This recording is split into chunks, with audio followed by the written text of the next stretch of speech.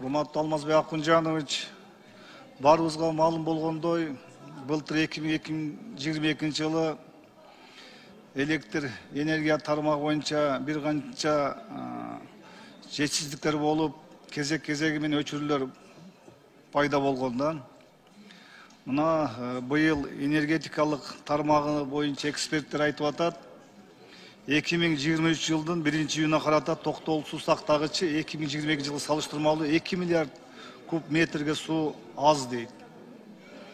Эми биз түшүнөбүз, өкмөт даярдыкты жакшы көрүп жатат. Мына суу, ичкен суу, мына агын суулар боюнча жетишсиздикте бир канча бүгүнкү күндө нааразычылыктар пайда болуп жатат да.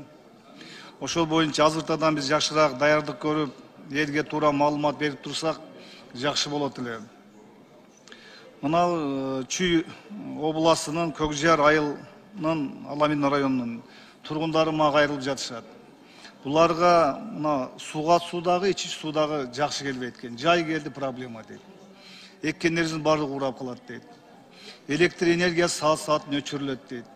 Мына шаардан 15 метр биз кирип кетебиз дейт.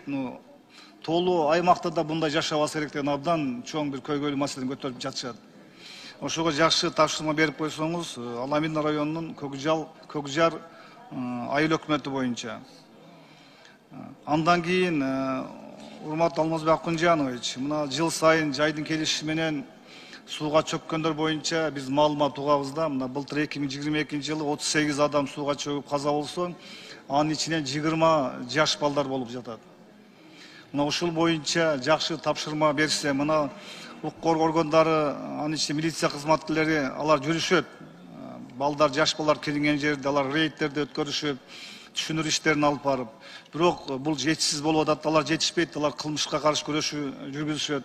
Анан качан да түшүнүр иштерин алып барышат. Ушуну мына ар бир аймакта жергиликтүү бийликтер чоң бир семинар өткөрсө да болот да, бул коопсуздук эрежелерин алдын алуу боюнча. Анан мына ар бир пансионаттар, эс алуу борборлорунун ушул хозяиндерин ушу жүктөп коюш керек. Алар мойну менен ушу жооп бериш керек.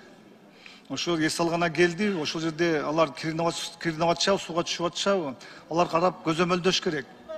Мына күндө окуп атабыз, канча адам сууга чөгүп атат, жай баштала элек дечи. Ушул боюнча жакшы бир чоң кеңири бир тапшырма берип койсоңуздар, иш алып барсын. Рахмат.